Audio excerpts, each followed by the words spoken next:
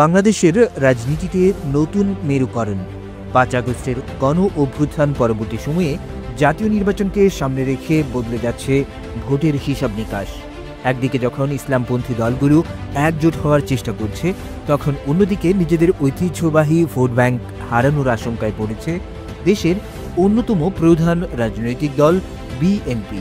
এই নতুন রাজনৈতিক চ্যালেঞ্জ মোকাবিলায় কি ভাবছে বিএনপি?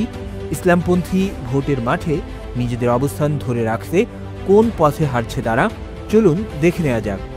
এই মুহূর্তে ইসলামপন্থী দলগুলোর ঐক্যের চেষ্টায় নেতৃত্বে রয়েছে চরমোনাই পীরের দল ইসলামী আন্দোলন বাংলাদেশ।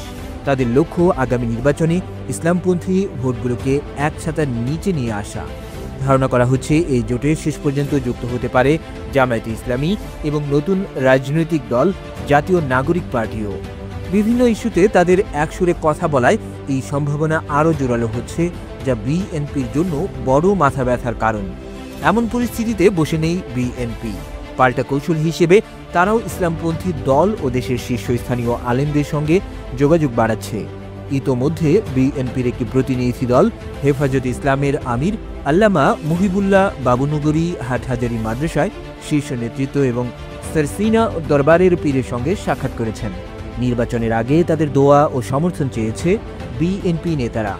লক্ষণীয় বিষয় হল, বিএনপি এবার দীর্ঘদিনের মিত্র জামায়াতে ইসলামীকে এড়িয়ে অন্য ইসলামপন্থী দলগুলোর সঙ্গে সম্পর্ক তৈরিতে বেশ আগ্রহী।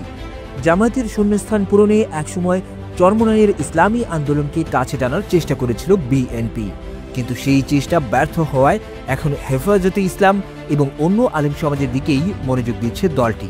সব মিলিয়ে ভোটের মাঠে তৈরি হচ্ছে এক জটিল পরিস্থিতি। ইসলামপন্থীদের সম্ভাব্য জোট যদি সফল হয়, তবে তারা বিএনপির প্রধান প্রতিপক্ষ হয়ে উঠতে পারে। অন্যদিকে বিএনপির নতুন কৌশল কতটা সফল হবে তার উপরেই নির্ভর করছে আগামী নির্বাচনের ভবিষ্যৎ। রাজনৈতিক বিশ্লেষকদের মতে ইসলামপন্থী ভোটের এই নতুন সমীকরণই হয়তো নির্ধারণ করে দেবে বাংলাদেশের আগামী দিনের রাজনীতি।